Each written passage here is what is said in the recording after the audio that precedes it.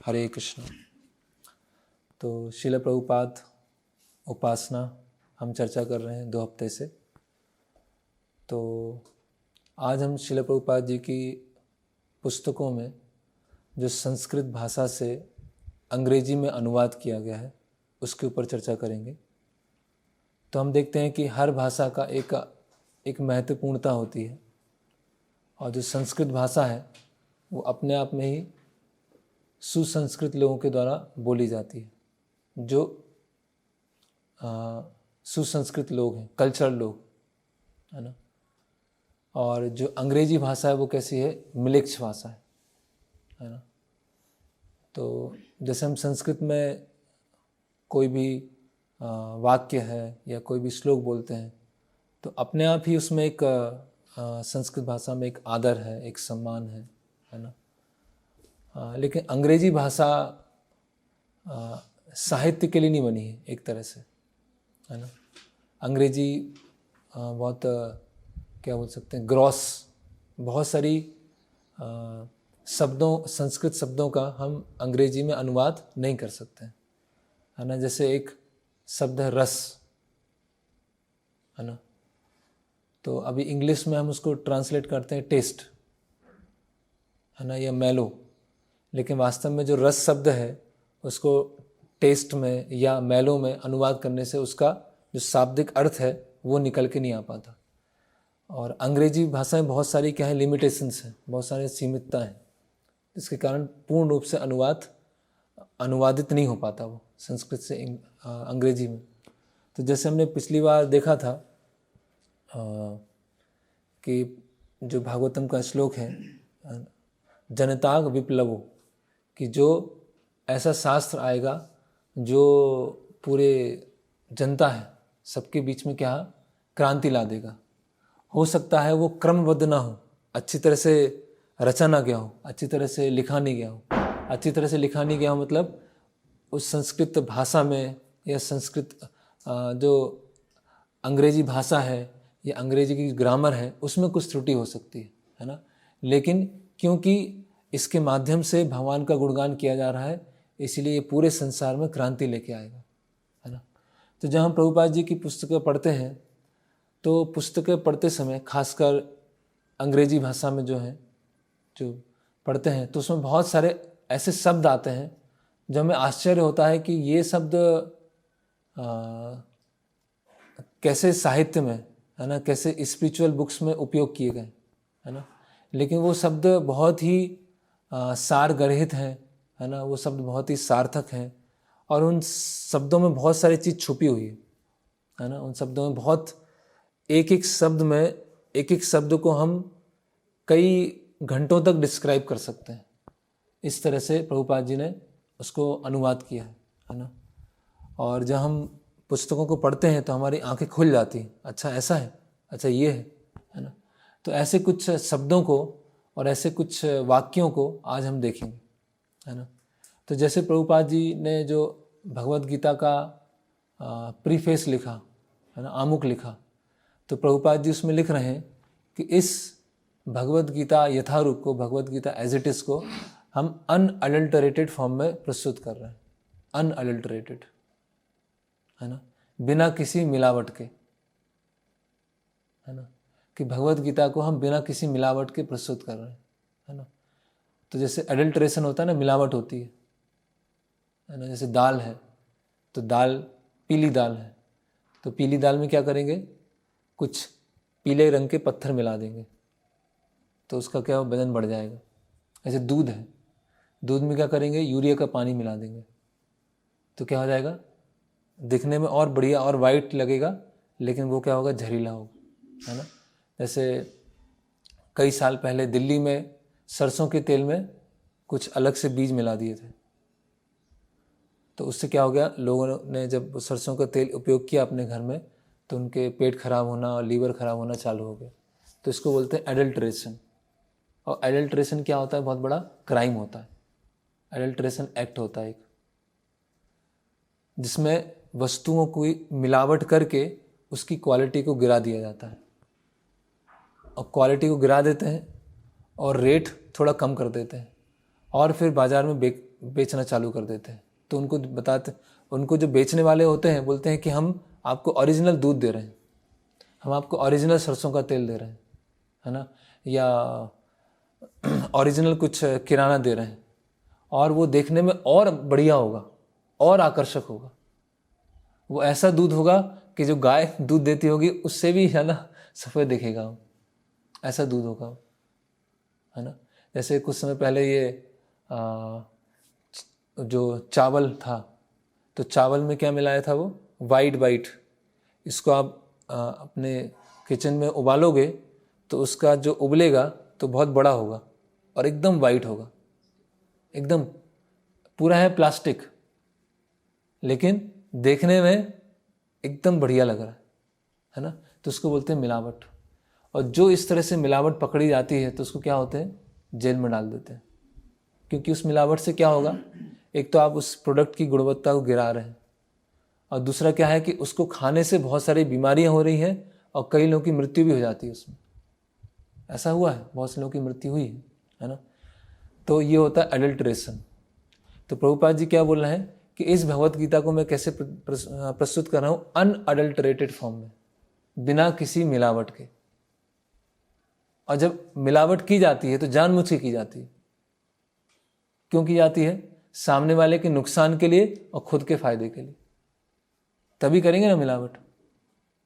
वो पूरा प्लान करता है ना, कौन सी चीज़ मुझे सस्ते में मिलेगी और मैं सामने वाले को चीट करूँगा और खुद का फायदा हो जाएगा, है ना।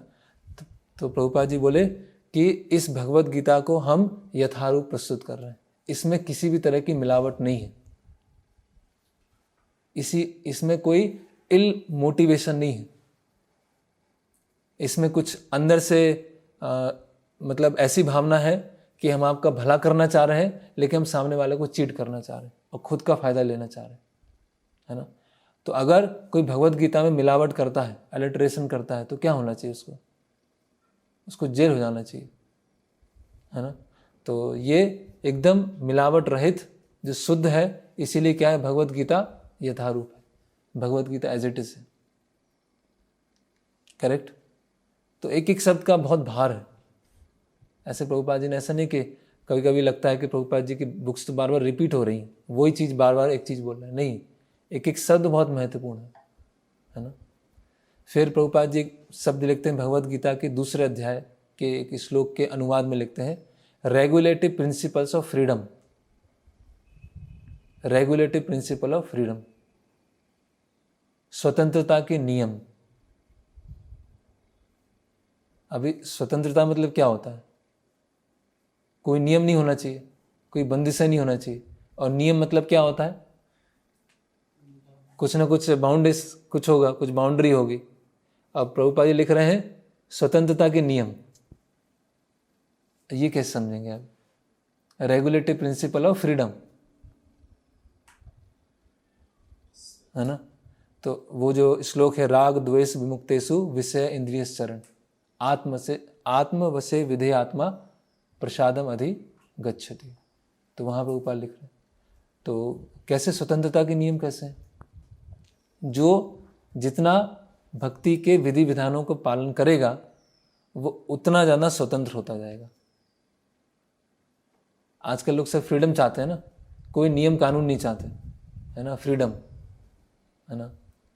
तो प्रभुपाद लेकिन बता रहे हैं फ्रीडम का एक सही तरीके से परिभाषित कर रहे हैं कि आप जितने अधिक नियमों को पालन करोगे उतने ज़्यादा आप फ्रीडम बनाओगे, और जितना आप नियमों को पालन नहीं करोगे उतना ज़्यादा आप बंधते जाओगे। कोई बोलेगा मैं 4 नियमों को पालन नहीं करता, छोड़ो, ये सब क्या नियम? क्या है नियम? तो क्या है, व्यक्ति को बांध देते हैं, है ना। वो खुल के रह ही नहीं पाता, अपनी इच्छा पूरी नहीं कर पाता।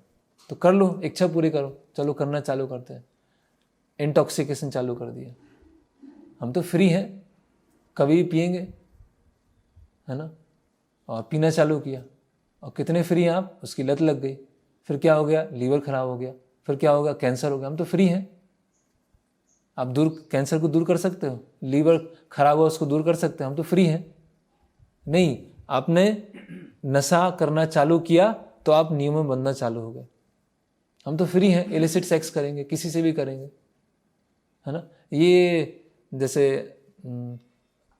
विवाह के अंतर्गत रहकर, है ना, संतान उत्पत्ति करने के लिए संग करना, उसमें ये नहीं, ये तो पुराने विचारधारा है ना। हम तो मैरिज में नहीं करेंगे, हम खुले घूमेंगे, तो कर लो, तो बहुत सारी बीमारियां होंगी, है ना, साइकोलॉजिकल प्रॉब्लम होगी। तो जितना आप शास्त्रों के नियमों को पालन करेंगे उतना आप मुक्त होते जाएंगे, उतने अनाप फ्री होते जाएंगे। ये पूरा एक क्या है, एक क्रांतिकारी विचार जो आजकल लोग समझते नहीं इस चीज़ को। लोग सोचते हैं कि मनमानी, बस जो हमें करना है वो हम करेंगे, और मनमानी करेंगे तो हम क्या रहेंगे, खुश रहेंगे। जबकि मनमानी करेंगे तो और ज़्यादा बनते जाएंगे, और मन हमारा और बड़ा शत्रु बनता जाएगा। किसी भी चीज़ में ले लो, है ना। तो रेगुलेटिव प्रिंसिपल ऑफ फ्रीडम, तो हमने देखा है वो प्रकृति के 3 गुण नचाते रहते हैं, है ना, नचा रहे हैं ना, सतोगुण, रजोगुण, तमोगुण। तो हम व्यक्ति बंधा हुआ है। भगवान क्या बोलते हैं, मम माया दुरत्या मामिवा प्रपद्यन्ते माया मेताम तरन्ते थे देवी ऐसा गुणमयी मम माया दुरत्या, कि मेरी जो माया है बहुत दुरत्या, मतलब उसको पार करना क्या है, बहुत मुश्किल है, लेकिन जो मेरी शरण ले लेता है उसको आसानी से पार कर जाता है ना। तो इसीलिए क्या है, ये रेगुलेटिव प्रिंसिपल ऑफ फ्रीडम। अभी हमने कई बार पढ़ा होगा, है ना, लेकिन वो स्लिप हो जाता है। फिर प्रभुपाद जी एक शब्द उपयोग कर रहे हैं, एसिमिलेशन। ये एसिमिलेशन क्या होता है ना, हमको बायोलॉजी में पढ़ाते थे। एसिमिलेशन क्या होता है, ऐसे खाना खाते हैं, खाना खाएंगे, अनाज खाएंगे, सब्जी खाएंगे, तो अंदर जाएगा, ठीक है, अंदर जाके क्या होगा, वो छोटे छोटे टुकड़ों में टूटेगा, उसका डाइजेस्ट होगा, है ना, एसिड से, अलग अलग एंजाइम से वो क्या होगा, टूटना चालू होगा, डाइजेस्ट होना चालू करेगा। और जब वो डाइजेस्ट होना चालू होगा तो वो क्या होगा, धीरे धीरे उसमें से कार्बोहाइड्रेट्स, है ना, विटामिन्स, प्रोटीन्स, वो सब निकलना चालू होंगे। और जब वो सूक्ष्म पोषक तत्व निकलना चालू होंगे तो वो क्या होंगे, हमारी जो आंत होती है, इंटेस्टाइन होती है, उसके थ्रू एब्जॉर्ब होते जाएंगे हमारी बॉडी में और ब्लड में जाएंगे। तो ब्लड में जो जाएंगे उसको बोलते हैं एसिमिलेशन, है ना। अंदर गए, टूटना चालू हुए, डाइजेस्ट हुए, फिर धीरे धीरे धीरे और टूटे, फिर उसमें और पोषक पदार्थ निकले, और वो पोषक पदार्थ क्या है, हमारे इंटेस्टाइन के थ्रू ब्लड में जाना चालू है, और फिर हमारे पूरे शरीर को क्या मिलेगा, पोषक तत्व मिलेगा। तो वो जो सूक्ष्म पोषक तत्व हैं जो ब्लड में एब्जॉर्ब होते हैं उसको बोलते हैं एसिमिलेशन। अभी प्रभुपाद जी ये एसिमिलेशन शब्द अपनी बुक में क्यों यूज कर रहे हैं, कि इस स्क्रिप्चर्स को क्या करना चाहिए, हमें एसिमिलेट करना चाहिए, है ना। तो वो क्यों, तो इसका बहुत ही गहरा अर्थ है कि स्क्रिप्चर को केवल पढ़ना नहीं है, केवल याद नहीं करना है ना, या केवल उसका एक रट्टा नहीं मारना है, उसको पूरा अंदर तक ग्रहण करना है। जैसे खाना खाया और आपकी आंत सही नहीं है, खाना खाया और निकल गया।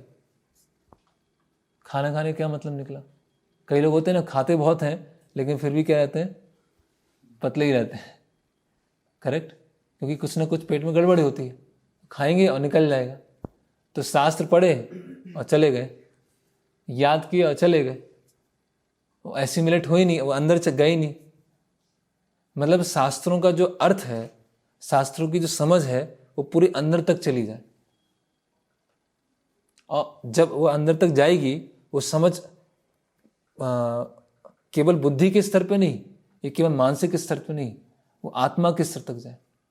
कभी कभी क्या होता है, कुछ हम ऐसा लेक्चर सुनते हैं कुछ, तो एकदम से उत्साह आता है, ओह क्या क्या लेक्चर था, क्या क्या बढ़िया, तो आज तो क्या हो गया एकदम, है ना। वो 1 घंटे तक डिस्कशन होगा उसको, फिर शाम तक एक दिन के बाद भूल जाएंगे, है ना। यह बौद्धिक स्तर पर क्या पॉइंट्स बताए, इसको यहाँ, इसको यहाँ, इसको यहाँ रिलेट किया, इसको ये किया, उसको ये किया, भागवतम में यहाँ था, चैतन्य चरितामृत में था, भगवत गीता में था, पूरा एकदम ला के, और एकदम, और एक पूरा आनंद आ गया आज तो उनको ऐसा एकदम इंटेलेक्चुअल तरीके से आज डिस्कशन हुआ। कई लोग ऐसा आता है, लेकिन केवल मेंटल लेवल पर और इंटेलेक्चुअल लेवल पर करेंगे तो वो कुछ दिन तक रहता है। और ऐसा होता है, हम लेक्चर सुनते हैं, एकदम उत्साही हो जाते हैं, एक दो दिन उत्साह रहता है और फिर ठंडे पड़ जाते हैं। फिर कोई लेक्चर सुनेंगे, फिर उत्साह आ जाएगा और फिर ठंडे पड़ जाएंगे। क्यों? क्योंकि हम शास्त्रों को एसिमुलेट नहीं कर रहे, उसको पूरे अंदर तक ले नहीं रहे, उसकी समझ पूरी ग्रहण नहीं कर रहे, है ना। तो जब पोषक तत्व तो अंदर जाएगा तब बॉडी को पोषण देगा ना। तो जब शास्त्रों को पूरी अच्छी तरह समझेंगे, उसको पालन करना चालू करेंगे, तब तो हम प्रगति करेंगे ना। केवल पढ़ पढ़ के तो आंखों में चश्मा लग जाएगा, सिर दर्द होने लगेगा, श्लोक बहुत सारे याद हो जाएंगे, है ना, लेकिन उसको हम पालन नहीं कर रहे हैं तो उसका कोई मतलब नहीं। जैसे बहुत बड़ा राख है, राख पड़ी हुई है और उसमें घी डालते जा रहे हैं, राख में घी डालते जा रहे हैं, तो क्या होगा? कोई मतलब नहीं। वो राख तो वेस्टेज पड़ी हुई है, उसमें घी डालते जा रहे हैं, है ना। तो इसी तरह शास्त्रों को पढ़ रहे हैं, लेकिन जो चेतना बनी हुई है राख की तरह बनी हुई है, उसमें शास्त्र जा ही नहीं रहा, उसमें संदेश जा ही नहीं रहा। तो हमें शास्त्रों क्या करना है? एसिमिलेट करना है ना। फिर प्रभुपाद जी एक शब्द उपयोग करते हैं, रैप्ट अटेंशन। अटेंशन मतलब क्या होता है? ध्यान देना, ध्यान देना। अटेंशन मतलब ध्यान देना। जैसे आजकल एक बहुत कॉमन बीमारी है अटेंशन डिफिशिएंसी सिंड्रोम। कोई व्यक्ति एक वस्तु पर बहुत समय तक ध्यान नहीं लगा सकता, हमेशा उसका ध्यान चेंज होता रहेगा। और उसका कारण क्या है? हमारा मोबाइल, हमारे सोशल मीडिया, उसमें नोटिफिकेशन आता है ना बार बार। वो नोटिफिकेशन क्यों आता है? वो किसने बनाया? वो उन लोगों ने ही बनाया। क्यों? क्योंकि हमारा ध्यान किसी एक वस्तु पर, एक विषय वस्तु पर ज़्यादा समय रहना ही नहीं चाहिए, क्योंकि ज़्यादा समय रह गया तो वो सोचना चालू कर देगा। तो वो सोचना, किसी बात पे सोचे ही नहीं, वो उसका जो विचारवान गुण है या थॉटफुलनेस है वो खत्म हो जाए। इसीलिए वो इस तरह से मोबाइल गैजेट्स बनाए गए। तो इसीलिए आजकल लोगों की क्या है? अटेंशन बहुत कम है, ज़्यादा वो केंद्रित कर ही नहीं पाते, है ना। पढ़ने बैठेंगे, 15 मिनट पढ़ा, चेक किया मोबाइल, फिर पढ़ने बैठे, फिर कुछ घूम के आ गए, है ना। तो मतलब क्या है? एक चीज़ पे रह नहीं पाते हो। तो प्रभुपाद जी क्या शब्द उपयोग कर रहे हैं? भागवतम को कैसे सुनना चाहिए? रैप्ट अटेंशन, तल्लीन होकर सुनना चाहिए, है ना। बिल्कुल अटेंशन इधर उधर जाना नहीं चाहिए, एकदम एकदम केंद्रित होकर सुनना चाहिए। और जब रैप्ट अटेंशन से सुनेंगे, है ना, तो प्रभुपाद जी क्या बोल रहे हैं कि भागवतम के पृष्ठों में हम भगवान को व्यक्तिगत रूप से अनुभव कर पाएंगे। भागवतम के हर पेज में, हर पृष्ठ में हम भगवान श्री कृष्ण को व्यक्तिगत रूप से अनुभव कर पाएंगे। और भागवतम के जो निर्देश हैं वो समझ पाएंगे कि भगवान कृष्ण स्वयं व्यक्तिगत रूप से हमें निर्देश दे रहे हैं, अगर हम तल्लीन होकर रैप्ट अटेंशन के साथ सुनते हैं, है ना। तो देखिए हर शब्द प्रभुपाद जी की पुस्तक का हर शब्द महत्वपूर्ण, ऐसे नहीं लिख दिया है। इसकी उपयोगिता बताने के लिए हर शब्द की, तो प्रभुपाद जी का एक कन्वर्सेशन है, वार्तालाप है, 22 जून 1976 न्यू वृंदावन में। प्रभुपाद जी बोल रहे हैं, एवरी वर्ड इज सिग्निफिकेंट, प्रत्येक शब्द महत्वपूर्ण है। वहां बता रहे हैं धर्म क्षेत्र का उदाहरण बता रहे हैं कि भगवत गीता प्रारंभ होती है ना, धर्म क्षेत्र कुरुक्षेत्र संवेता युत्सव। तो प्रभुपाद लिख रहे हैं कि भगवत गीता में धर्म क्षेत्र उपयोग किया गया, तो उसका एक विशेष प्रयोजन है कि वो क्षेत्र आज भी है, वहाँ वैदिक काल से धार्मिक क्रियाएं चल रही हैं, है ना। परशुराम जी ने भी जब क्षत्रियों को भगा दिया था, हरा दिया था कई बार, तो वहाँ पर आके अंतिम निर्णय लिया कि अभी मैं युद्ध नहीं करूँगा, वहाँ पे सरोवर उसमें स्नान किया। तो आज भी धर्म क्षेत्र है, आज भी कुरुक्षेत्र है। लेकिन प्रभुपाद बोल रहे हैं कि जो गांधी हैं उन्होंने इसको गलत रूप से प्रस्तुत किया, है ना, कि धर्म क्षेत्र जैसा, कुरुक्षेत्र जैसा कोई है ही नहीं, है ना। कुरुक्षेत्र तो क्या है, हमारा शरीर है, और 5 पांडव क्या है, हमारी 5 इंद्रियां हैं, और मन क्या है हमारे, द्रौपदी, और दुर्योधन कौन है, जो ऐसा बोल रहा है। तो प्रभुपाद क्या लिख रहे हैं कि एवरी वर्ड इज सिग्निफिकेंट, प्रत्येक शब्द महत्वपूर्ण है। तो यहाँ भगवान ने धर्म क्षेत्रे, कुरुक्षेत्रे ये शब्द लिखा, तो इसका एक महत्वपूर्णता है। ऐसे नहीं बोल दिया, भगवान का हर शब्द क्या होता है, उसमें मतलब सार्थकता होती है। ऐसे भगवान कुछ भी नहीं बोल देते, भगवान उपहास भी करेंगे तो उसमें भी सार्थकता होगी। तो भगवत गीता के हर शब्द में क्या है, इंपॉर्टेंस है। उसी तरह से प्रभुपाद जी की जो बुक है, और प्रभुपाद जी की बुक्स में हर शब्द क्या है, महत्वपूर्ण है। ऐसे नहीं है कि बस लिख दिया बस, है ना। कई बार हम लोग होता है ना, एग्जाम होता है तो एग्जाम में आंसर लिखना होता है, तो कॉपी भरते हैं लोग, तो कॉपी भरने के लिए लिख देते हैं बस, कोई ऐसे लिखना है, ऐसे कितना है, 500 शब्दों का ऐसे है, तो हमने लिख दिया, भरने के लिए लिख दिया, है ना। लेकिन प्रभुपाद जी की पुस्तक में क्या, एक एक शब्द, है ना। इसलिए प्रभुपाद जी क्या बोले, these are my devotional ecstasies, ये मेरे हृदय के उद्गार हैं। तो और शब्द हम देखते हैं, फिर प्रभुपाद जी एक शब्द उपयोग करते हैं, मोल्ड। मोल्ड मतलब ढालना। तो मोल्ड शब्द कहाँ यूज किया जाता है, वैसे कहाँ यूज करते हैं इसको,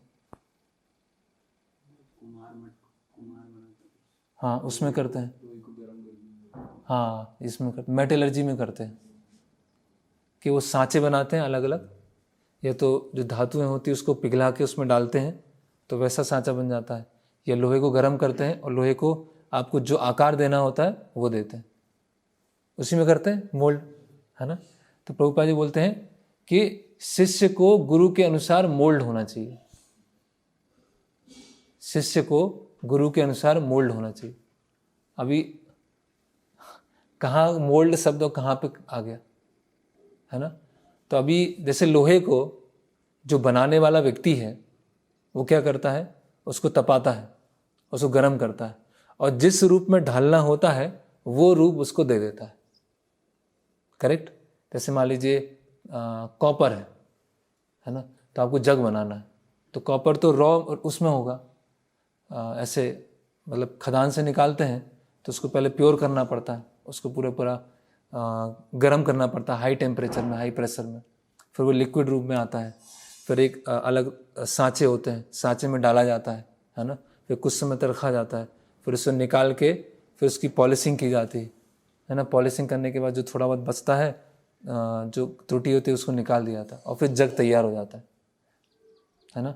तो वो कहाँ से निकला, वो है ना खुदाई से निकला, और खुदाई से निकलने के बाद वो जग बना, है ना। तो उसकी मोल्डिंग हुई ना, उसको सांचे में ढाला गया, है ना। तो कहने का मतलब क्या है कि जैसा वो व्यक्ति सोच रहा है मन में कि इस धातु को मुझे इस तरह से ढालना है जिससे उसका इस तरह से उपयोग होगा, उसका एक प्लानिंग है, उस व्यक्ति का एक प्लानिंग है कि मुझे इस चीज में उपयोग करना है, और इस चीज में मैं उपयोग करूंगा इसको, और इस तरह से उसको बनाऊंगा, ठीक है। तो उसी तरह से प्रभुपाद लिखते हैं कि शिष्य को गुरु के अनुसार मोल्ड होना चाहिए। तो गुरु भी क्या है, एक तरीके से शिष्य के गुण को देखकर, शिष्य की क्वालिटीज को देखकर उसको एक तरह से भगवान की सेवा में लगाना चाहते हैं, है ना। तो भगवान की सेवा में लगाना चाहते हैं तो एक तरह से वो ढालना चाहते हैं। तो ढालने के लिए क्या होगा कि गुरु के ऊपर हमें पूरी स्वतंत्रता देनी पड़ेगी, है ना, कि आप मुझे जिस तरह से यूज करना चाहते हैं उस तरह से आप यूज कीजिए। मतलब गुरु का क्या बनना पड़ेगा, इंस्ट्रूमेंट बनना पड़ेगा, उपकरण बनना पड़ेगा, है ना। तो तब हम जैसे वो शिव जी और सती के बीच में जो वार्तालाप होती है, वहाँ भी प्रभुपाद जी बोलते हैं कि एक पत्नी को पति के अनुसार ढलना चाहिए, मोल्ड होना चाहिए। जैसे सती है शिव जी के अनुसार वो मोल्ड हुई, उसी तरह से शिष्य को गुरु के अनुसार ढलना चाहिए। और ढलने के लिए अभी तांबे का उदाहरण तो क्या है, तांबा डेड है, तो वो जो जीवित व्यक्ति है उसको कैसे भी कर लेगा, ठीक है। लेकिन यहाँ क्या है, शिष्य है वो जीवित व्यक्ति है, वो सोच सकता है, तो वो अभी गुरु के अनुसार ढलना है तो गुरु के निर्देश पता होना चाहिए, गुरु की इच्छा पता होना चाहिए, गुरु का मिशन पता होना चाहिए, गुरु की सेवाएं पता होना चाहिए, फिर गुरु मुझसे क्या चाहते हैं वो पता होना चाहिए, और उसके पश्चात जैसा गुरु सेवा करवाना चाहे, जैसे गुरु सेवा में लगाना चाहे, उसके लिए तैयार होना चाहिए। तो फिर हम भगवान के परफेक्ट इंस्ट्रूमेंट बन जाएंगे, हम गुरु के अनुसार ढल जाएंगे, है ना। तो देखिए एक शब्द में कितनी सारी चीज छुपी है, केवल एक शब्द में, है ना। उसी एक शब्द को हम कई और डिस्कस कर सकते हैं। फिर अनअलॉयड, अनअलॉयड, अलॉय क्या होता है? अलॉय मतलब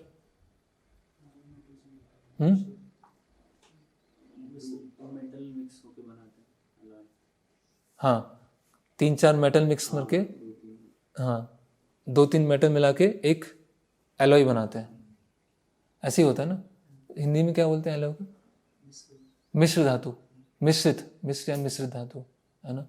कि जैसे केवल प्योर कॉपर होगा तो काम नहीं करेगा, कॉपर के साथ एक मेटल और मिलाना पड़ेगा तो स्ट्रांग हो जाएगा, है ना। जैसे जर्मन सिल्वर है ना, तो उसमें 3-4 मेटल मिलाएंगे तो उसमें पक्का आएगा, करेक्ट। तो प्रभुपाद जी उपयोग क्या करते हैं? Unalloyed devotional service. तो कोई सोचेगा ये पता नहीं कौन सी मेटलर्जी क्लास चल रही क्या, ये अनअलॉयड डिवोशनल सर्विस क्या चल रहा है। तो अलॉयड मतलब मिश्रित और अनअलॉयड मतलब अमिश्रित, किसी भी तरह का मिश्रण नहीं है, वैसी भक्ति में सेवा करना, है ना। एक होता है अनमिक्स्ड, अनमिक्स्ड से भी एकदम एग्जैक्ट वर्ड क्या है? अनअलॉयड, किसी भी तरह का मिश्रण नहीं, मतलब कर्म का मिश्रण भी नहीं, ज्ञान का मिश्रण नहीं, योग का मिश्रण नहीं। ना तो हम पूजा लाभ प्रतिष्ठा के लिए भक्ति कर रहे हैं, ना मानसिक शांति के लिए भक्ति कर रहे हैं, ना कोई भौतिक लाभ के लिए भक्ति कर रहे हैं कि भक्ति करने से मुझे ये मिल जाएगा, भक्ति करने से मिल जाएगा। सभी तरह के जो भौतिक इच्छाएं हैं वो सबको त्याग कर केवल भगवान की आनंद के लिए भक्ति करना, उसको बोलते हैं अनअलॉयड डिवोशनल सर्विस, करेक्ट। तो इस शब्द का इंपॉर्टेंट है कि नहीं, अनअलॉयड का। फिर देखते हैं ट्रांसपेरेंट वाया मीडियम। ट्रांसपेरेंट क्या होता है? ट्रांसपेरेंट कहाँ यूज किया था? ग्लास, कांच होता है ना, कांच ट्रांसपेरेंट होता है ना। जो लाइट होती है कांच में से जाती है और निकल जाती है, करेक्ट। अगर वो कांच में क्या हो? खुरदुरा हो, है ना, या रेत पे उसको घिस दिया हो, या कुछ ऐसा कागज वगैरह लगा हो, कुछ पन्नी लगी हो, तो क्या होगा? लाइट क्या होगी? जाएगी और रुक नहीं, मतलब पूरी नहीं निकल पाएगी, है ना। तो प्रभुपाद जी बोलते हैं कि गुरु को कैसा होना चाहिए? Transparent via medium. Transparent via medium मतलब जो अपने गुरु से सीखा उसी को ट्रांसफर कर दिया, उसमें ना कुछ रोकना है, ना कुछ मिलाना है, ना कुछ चेंज करना है, कुछ नहीं। तो गुरु मतलब क्या है? Transparent via medium. अभी देखिए कितना श्रील प्रभुपाद जी जो शब्दों का चुनाव किया है, शब्दों का जो सिलेक्शन किया है, और उससे एग्जैक्ट जो कहना चाह रहे हैं, जो प्रभुपाद जी बताना चाह रहे हैं, वो एकदम एग्जैक्ट वो प्रस्तुत हो रहा है। तो गुरु मतलब ट्रांसपेरेंट वाया मीडियम। जो गुरु ने अपने गुरु से सीखा है, अपने गुरुजनों से सीखा है, उसी को आगे ले जाना, उसी को बोलते हैं गुरु शिष्य परंपरा। बात खत्म, है ना। वो गुरु ऐसे होते हैं, खुद का ज्ञान आता है उनके पास, है ना। आपके गुरु कौन है? मेरे गुरु कोई नहीं है, मुझे तो भगवान ने ही निर्देश दिया, मैं अपने आप ही गुरु बन गया शास्त्र पढ़ के। लेकिन एक शब्द ट्रांसपेरेंट से क्या हो गया? इधर से आया इधर चला गया, मतलब कहीं ना कहीं से लिया ना, अपने आप तो गुरु नहीं बन गया। ये बैठे हुए थे, स्टेशन पर और एकदम से ज्ञान आया और हमने शास्त्र लिख दिया कि भगवान ने हमें ज्ञान दिया था। कब दिया? 80 साल पहले। और बहुत बड़ा सेक्ट बन गया इससे, लोग उसको फॉलो कर रहे हैं, है ना। तो एक वो होता है ओपेक, एक होता है ट्रांसपेरेंट, एक होता है ओपेक। ओपेक मतलब लाइट पास नहीं होती। तो दोनों शब्द उपयोग करते हैं Prabhupada ji, transparent via medium. फिर जैसे गुरु शिष्य परंपरा, गुरु शिष्य परंपरा है ना, तो प्रभुपाद जी इंग्लिश में क्या ट्रांसलेट करते हैं उसको? गुरु डिसाइपलिक सक्सेशन ट्रांसलेट नहीं करते, spiritual master disciple succession translate नहीं करते। प्रभुपाद जी क्या करते हैं? डिसाइपलिक सक्सेशन। देखिए ये जो भगवत गीता है, इसके गुरु उसमें जाएंगे हम, ये यहाँ पर गुरु शिष्य परंपरा दी है। प्रभुपाद जी ने हेडिंग क्या दिया है? The disciplic succession. ये शिष्यों की परंपरा है। अभी कैसे समझें इसको? ये शिष्यों की परंपरा। तो गुरु पहले गुरु नहीं होते, पहले वो शिष्य होते हैं। गुरु पहले शिष्य होते हैं। जो अच्छा शिष्य होता है वो अच्छा गुरु बन सकता है, जो अच्छा शिष्य नहीं है वो गुरु नहीं बन सकता। करेक्ट। प्रभुपाद जी का एक बहुत फेमस कन्वर्सेशन है अंतिम समय में, मतलब अप्रकट लीला के पहले प्रभुपाद जी के शिष्यों ने पूछा कि प्रभुपाद जी आपके जाने के पश्चात कौन लीडर्स कौन बनेंगे, कौन लीडर बनेगा, कौन इसको आगे ले जाएंगे? तो प्रभुपाद जी बोले कि मेरे सारे शिष्य परंपरा को आगे बढ़ाएंगे, और आप भी चाहते हैं तो आप भी आ जाइए, है ना। All of my disciple will take the legacy, if you want you can also take it, sacrifice everything, I one may soon pass away, मैं तुरंत छोड़ के चला जाऊंगा, है ना। फिर बता रहे हैं, आगे मैं पढ़ता हूँ। फिर मैं अमेरिकन यूरोपियन इसमें कुछ अंतर नहीं करता, सारे मेरे शिष्य लीडर बन सकते हैं, as much as they follow purely. कब तक? जब तक वो शुद्ध रूप से फॉलो करेंगे। If you want to follow then you can also lead, अगर आप फॉलो करना चाहते हैं तो आप लीड कर सकते हैं। आजकल सब लीडर बनता है, लीडर सेमिनार होते हैं ना, अभी सभी लीडर बन गए, फॉलो कौन करेगा? सब लीडर बनना चाहते हैं आजकल, फॉलो कोई नहीं करना चाहता, फॉलोअर कोई नहीं बनना चाहता। प्रभुपाद जी क्या बता रहे हैं कि अगर आप फॉलो करना चाहोगे तो आप लीडर बन सकते हो, but if you don't want to follow, leader means disciple. कितना 3 लाइन में प्रभुपाद जी ने सब बता दिया लीडरशिप क्या होती है। इतने बड़े लीडरशिप सेमिनार होते हैं, लीडरशिप मंत्रा होता है। प्रभुपाद जी का क्या बोल रहे हैं? Leader means one who is a first class disciple, जो सबसे सर्वोत्तम श्रेणी का शिष्य है वो सबसे अच्छा लीडर बन सकता है। सिंपल परिभाषा, जाना कुछ इसमें कोई स्पेकुलेशन नहीं, कुछ सोचना नहीं, सिंपल, है ना। एवं परंपरा प्राप्ति, one who is perfectly following, जो एकदम परफेक्टली फॉलो कर रहा है। अवर इंस्ट्रक्शन इज गुरु मुख पद्मा वाक्य चित्ते ते न करिया एका आर न करी हो मने आशा। प्रभुपाद जी बोले आप ये जानते हैं, to become a leader is not very difficult. तो लीडर बनना कोई कठिन बात नहीं है, आप बहुत आसानी से लीडर बन सकते हैं। क्या आवश्यकता क्या है? अगर आप गुरु के निर्देशों को फॉलो करते हैं तो इसीलिए गुरु शिष्य परंपरा को प्रभुपाद जी ने क्या अनुवाद किया है? The disciplic succession. ये किसकी परंपरा है? शिष्यों की परंपरा। तो पहले शिष्य बनना है ना।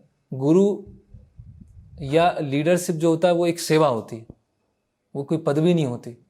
कॉन्स्टिट्यूशनली सब शिष्य होते हैं, स्वाभाविक रूप से सबका जो आंतरिक भावना है वो शिष्य की भावना है, और लीडर की भावना नहीं है।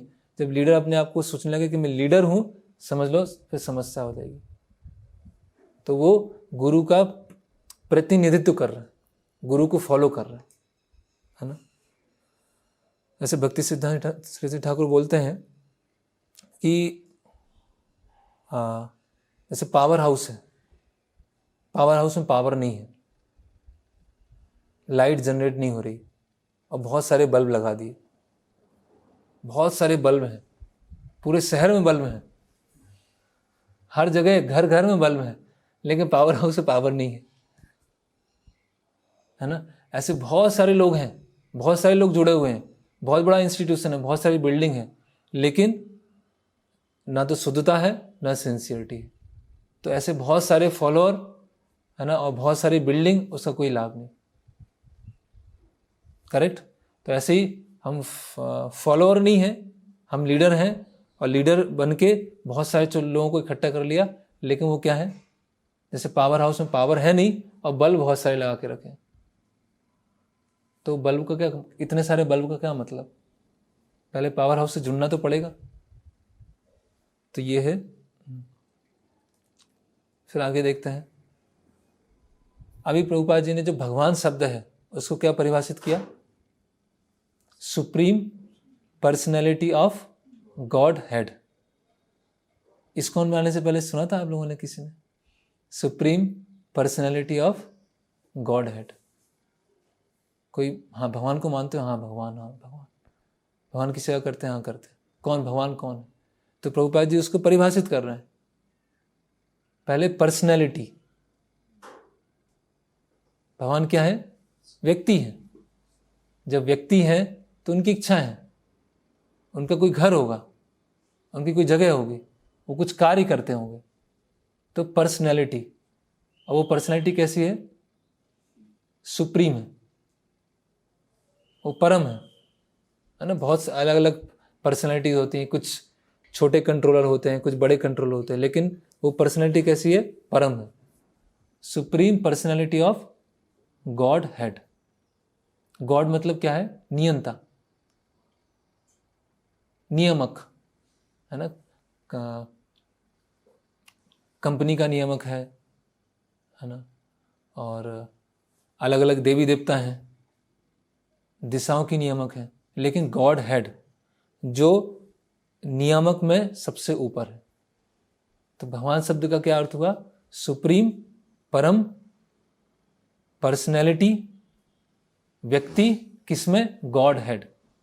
बहुत सारे नियामक हैं, उनमें जो सबसे परम नियामक है वो भगवान है। तो कोई स्पेकुलेशन या खुद सोचना या विचार करना, उसका कोई चांस रह ही नहीं गया, सारा स्पष्ट कर दिया। भगवान मतलब ये पूर्ण पुरुषोत्तम भगवान है ना। फिर हम देखेंगे जैसे सिविलाइजेशन, सिविलाइजेशन मतलब सभ्यता।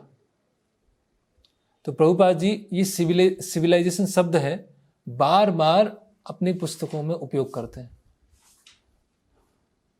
है ना। जैसे सभ्यता मतलब क्या होता है, सभ्य मतलब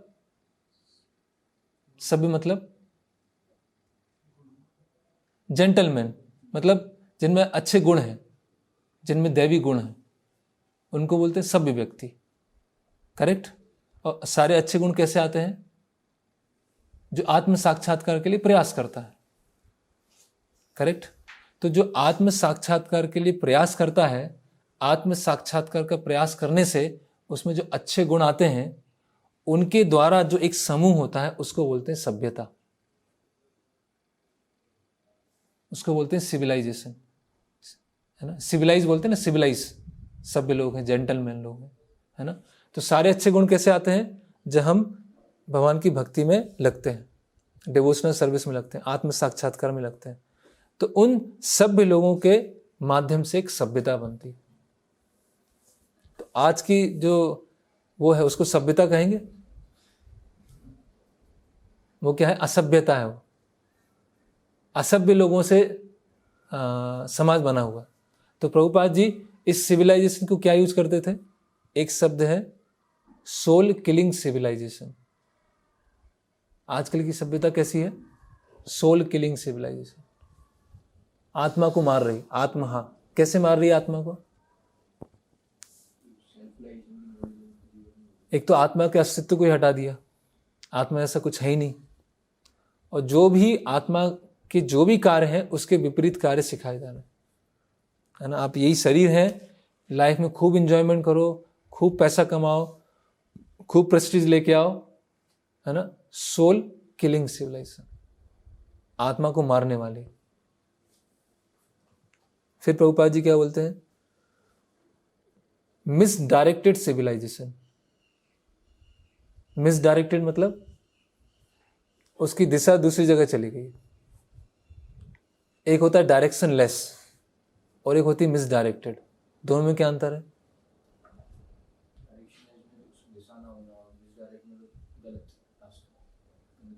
गलत रास्ते में कोई ले जा रहा है।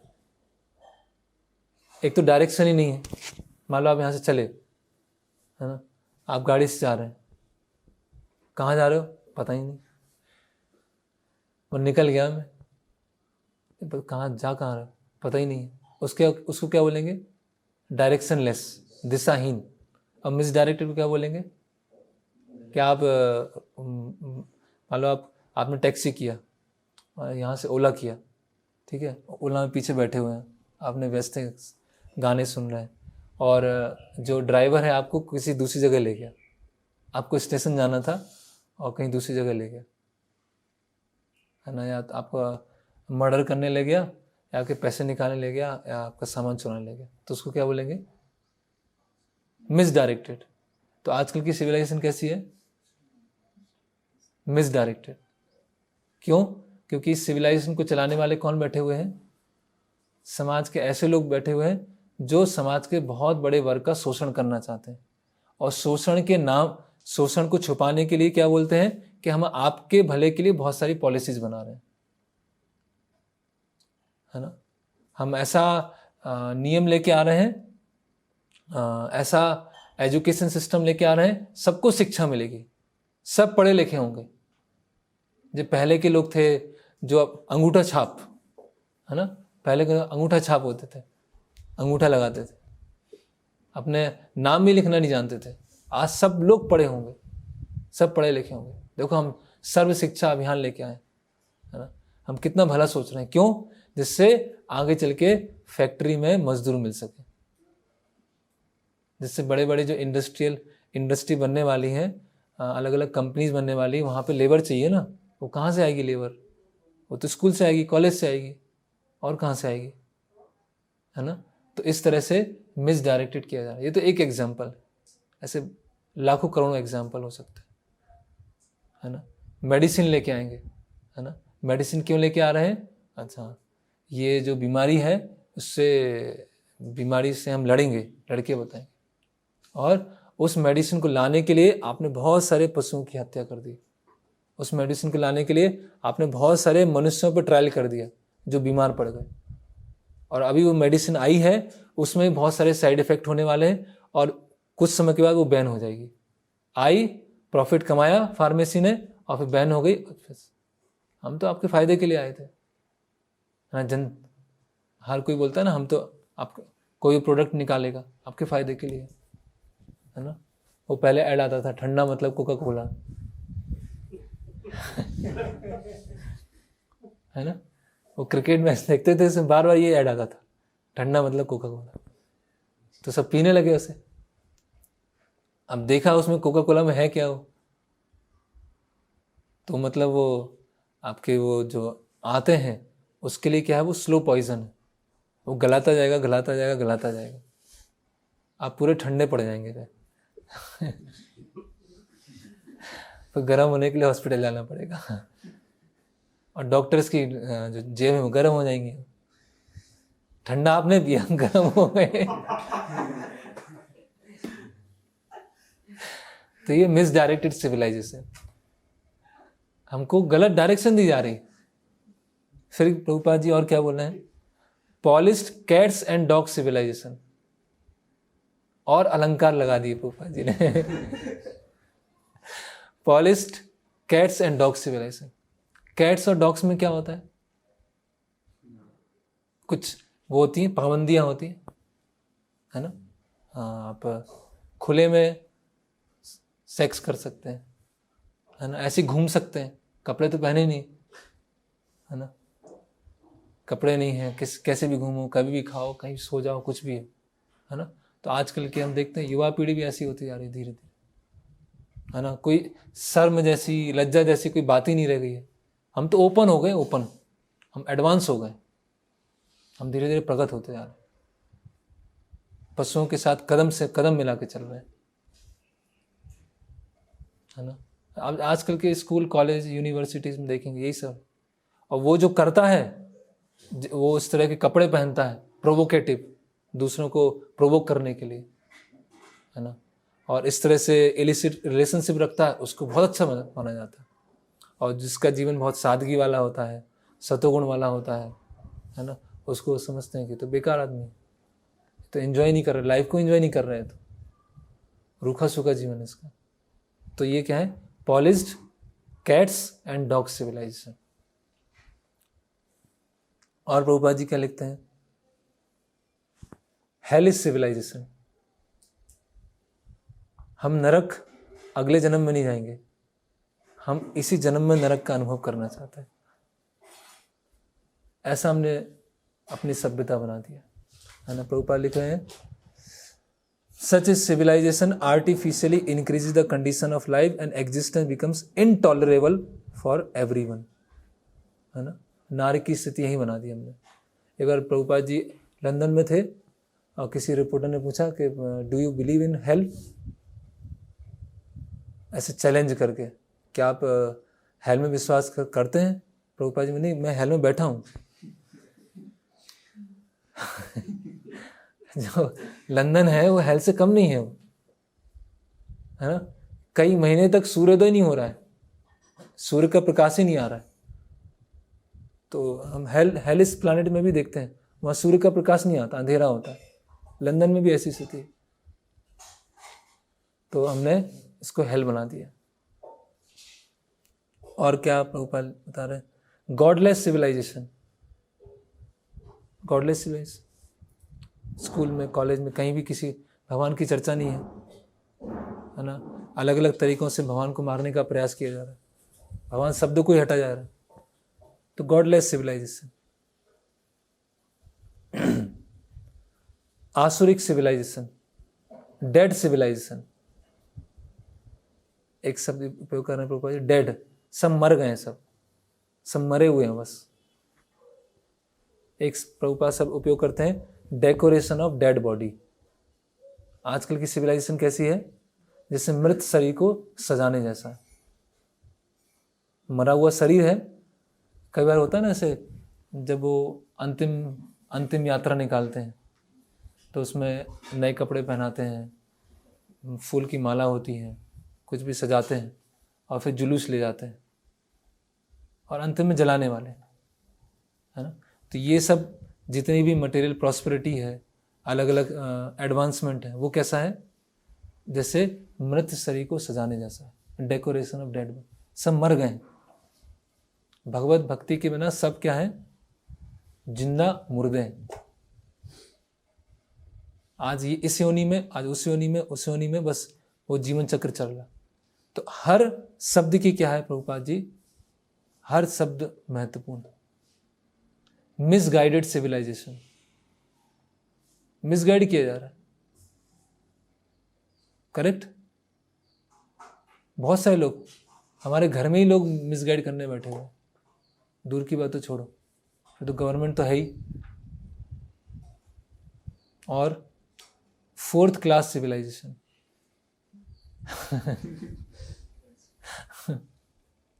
प्रभुपाद लिख रहे हैं कि जिस मानवीय सभ्यता में human civilisation in which there is no control of sex life is a fourth class civilisation, है ना। इसमें इंद्रिय संयम नहीं सिखाया जाता है, वो क्या है, फोर्थ क्लास सिविलाइजेशन, है ना। तो ऐसे सिविलाइजेशन के प्रभुपाद जी ने बहुत अलग अलग जगह बताया। फिर अंतिम एक मुझे सेंटेंस पूरा लेना था, लेकिन अभी समय नहीं है, तो बस एक वर्ड और ले लेता हूँ। फिर भागवतम के परिप्रेक्ष्य में प्रभुपाद बता रहे हैं कि एक श्लोक है, निगम कल्पतरु कलितम फलम सुख मुखात अमृत द्रव्य संयुतम पिबत भागवतम। तो क्या बोल रहे हैं सुखदेव गोस्वामी, जो व्यासदेव जी क्या बता रहे हैं, पिबत भागवतम, भागवतम को पीना चाहिए। तो भागवतम को कैसे पिएंगे? उसके पेज फाड़ देते हैं और कुकर में डाल देते हैं और 2-3 सीटी लगा देते हैं, उसका सूप बन जाएगा, आप पी जाएंगे। ऐसा करें। फर्स्ट कैंटो, आज सब्जी कौन सी है? फर्स्ट कैंटो की सब्जी है।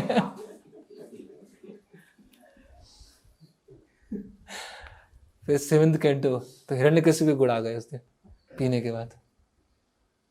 बोल रहे हैं व्यासदेव जी, पिबत भागवतम, भागवतम को पियो। तो कैसे पिए, है ना? तो प्रभुपाद जी यहाँ सब उपयोग कर रहे हैं रेलिसमेंट, उसको रेलिस करो। कैसे रेलिस करें? जैसे आम होता है ना,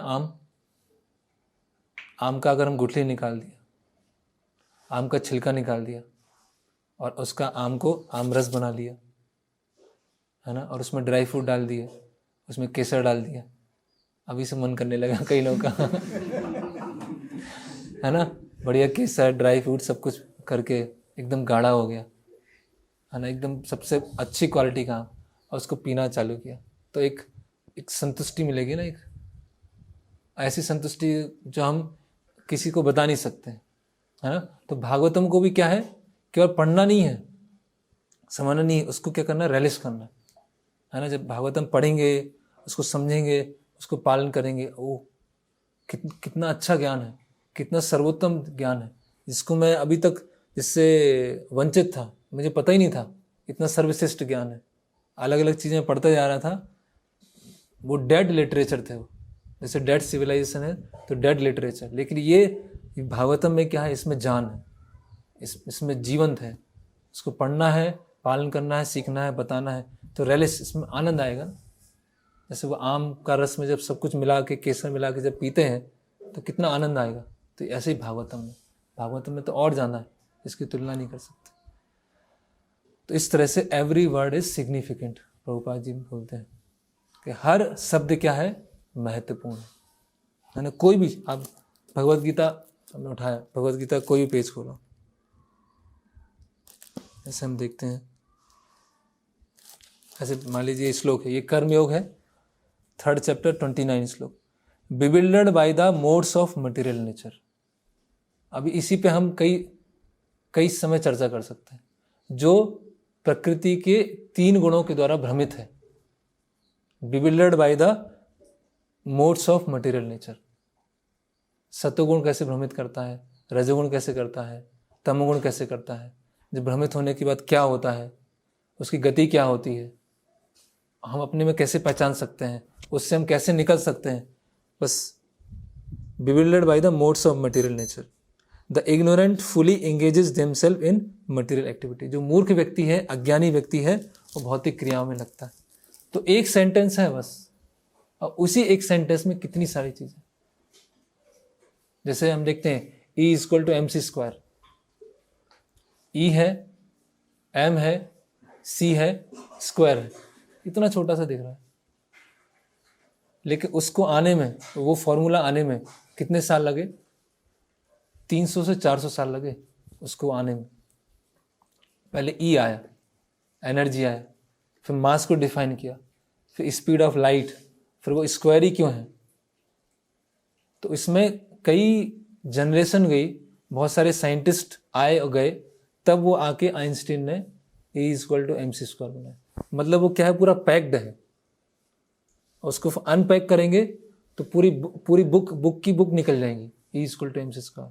एक डॉक्यूमेंट्री भी है कि E = mc² कैसे आया, पूरा 2 घंटे का डॉक्यूमेंट्री, कोई देखना चाहे देख लीजिए।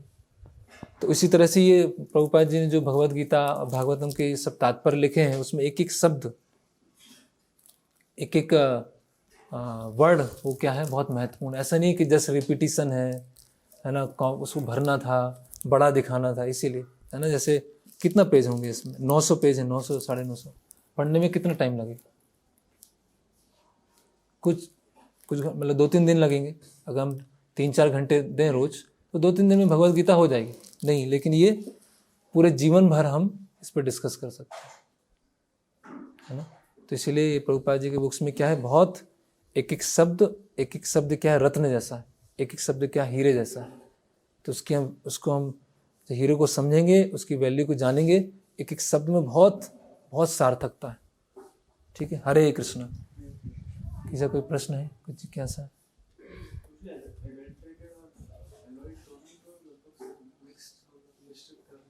हाँ, प्रश्न है कि एडल्टरेटेड और एलॉयड एक तरफ से एक ही है, एक तरफ से एक है, लेकिन उसको देखने का एक दृष्टिकोण है।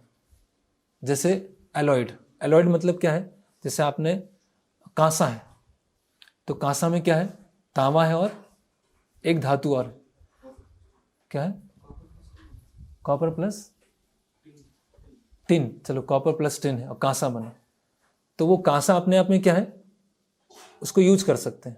उसमें एक प्लानिंग किया आपने, मुझे इतना तांबा मिलाना है, इतना टिन मिलाना है, उससे कांसा बन गया। उसमें आप कुछ चीटिंग नहीं कर रहे हैं। लेकिन एडल्टरेटेड में क्या कर रहे हैं आप, मिलावट कर रहे हैं, आप चीटिंग कर रहे हैं, आप दूध में यूरिया का पानी डाल रहे हैं। तो जब प्रभुपाद जी बोले अनअडल्टरेटेड, मतलब हमने कोई मिलावट नहीं की है, जो शुद्ध रूप है उसमें दे रहे हैं। और जब अनअलॉयड यूज कर रहे हैं तो मतलब जो भक्ति है, भक्ति में किसी भी चीज का मिश्रण नहीं होना चाहिए, कर्म का, ज्ञान का, जो शुद्ध भक्ति है उसको हमें पालन करना है। तो एक ही चीज को समझाने के अलग अलग तरीके हैं, एक एक चीज पे भार दिया जा रहा है। इसलिए तो ये हर शब्द प्रभुपाद जी ने उसको वैसे यूज किया ना, मतलब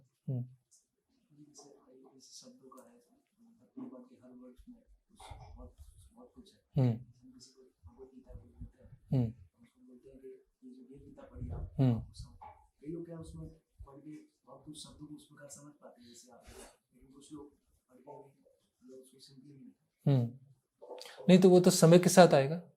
हमने एक बार पढ़ा, 2 बार पढ़ा, हम लेक्चर सुन रहे हैं, फिर पालन कर रहे हैं, फिर पढ़ रहे हैं, तो धीरे धीरे वो पढ़ के समझ सकता है। जैसे मैंने पहली बार जब अनअडल्टरेटेड पढ़ा तो मुझे इसका हिंदी मीनिंग नहीं पता था कि अनअडल्टरेटेड क्या होता है, लेकिन मैंने मेडिकल में पढ़ा था कि एडल्ट्रेशन कुछ होता है, तो मैंने एडल्ट्रेशन टाइप किया इंटरनेट पे जाके, तो उसमें देखा कि ये बहुत सारी, ये तो क्राइम है बहुत बड़ा, इसमें बहुत सारी मिलावटें होती हैं, है ना। तो फिर मुझे क्लिक बैठा कि अनअडल्टरेटेड मतलब इसमें कोई मिलावट नहीं है। तो प्रभुपाद जी इसीलिए बता रहे हैं कि ये यथारूप है। तो ऐसे वर्ड आएंगे जिसमें मैं सोचने को मजबूर होंगे कि ये ऐसा वर्ड क्यों है। जैसे मोल्ड, तो मोल्ड तो मैंने वहीं सुना था सबसे पहले कि धातुओं को मोल्ड करते हैं, ये बनाते हैं। अभी गुरु शिष्य के संबंध में मोल्ड कहाँ से आ गया, तो मतलब उसका महत्वपूर्ण था, इसलिए वहां प्रभुपाद ने लिखा है शब्द को। तो हम पढ़ेंगे, पालन करेंगे, पढ़ेंगे, पालन करेंगे, प्रचार करेंगे, तो धीरे धीरे और समझ में आएंगे। हाँ, बार बार ऐसे सिंपल इस लेक्चर को समराइज करने के लिए, जैसे वेदांत सूत्र है, तो सूत्र क्या होता है, छोटा सा होता है, लेकिन उसकी कमेंट्री क्या होती है, बहुत बड़ी होती है। एक सूत्र है तो 2-3 पेज समझाने में जाएंगे। तो ऐसे प्रभुपाद जी के हर सब, इसलिए प्रभुपाद जी कमेंट्री यूज नहीं करते हैं। प्रभुपाद जी क्या यूज करते हैं, परपट। अगर परपट को आप देखेंगे इंग्लिश डिक्शनरी, परपट मतलब उसका आंतरिक अर्थ, भगवान क्या कहना चाह रहे हैं उसका आंतरिक अर्थ, ये परपट है। और कमेंट्री मतलब क्या होता है, भगवान ने ये बोला, इसके ऊपर मैं बता रहा हूं कि इसको और मैं समझा रहा हूं। जैसे एक सेंटेंस है, उसको मैंने और समझाया, और एक सेंटेंस है, वास्तव में वो सेंटेंस क्या बताना चाह रहा है वो मैं बता रहा हूं। तो इसलिए प्रभुपाद जी ने वो कमेंट्री नहीं लिखा, प्रभुपाद ने परपट लिखा।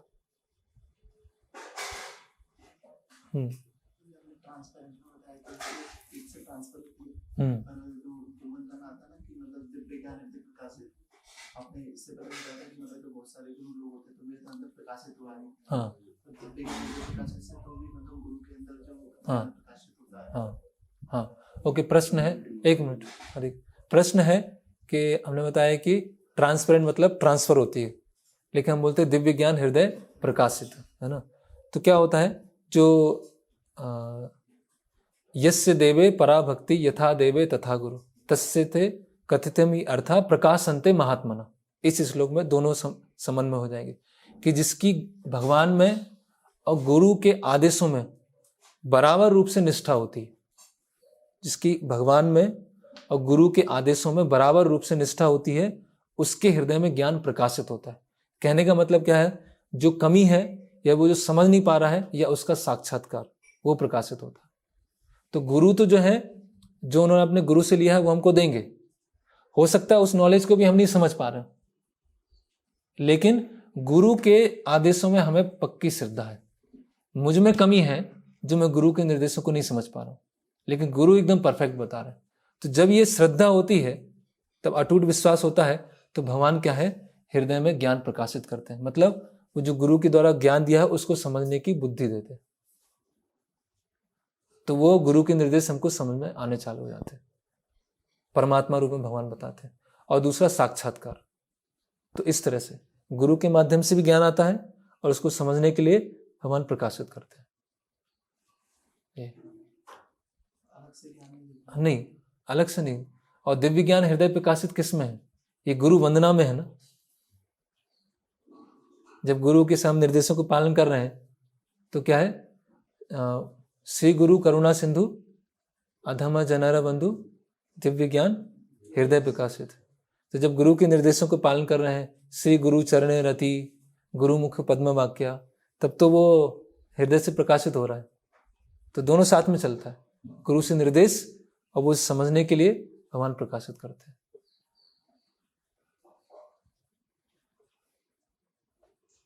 ठीक है, तो हमें प्रभुपाद की पुस्तकों को बहुत ध्यानपूर्वक पढ़ना है। वेद ही है ये, वेद। लोग वेद पढ़ना चाहते हैं ना।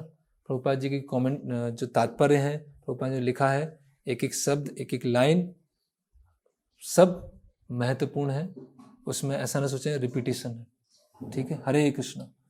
श्रील प्रभुपाद की जय। निताय गौर प्रेमानंदे। हरि हरि बोल।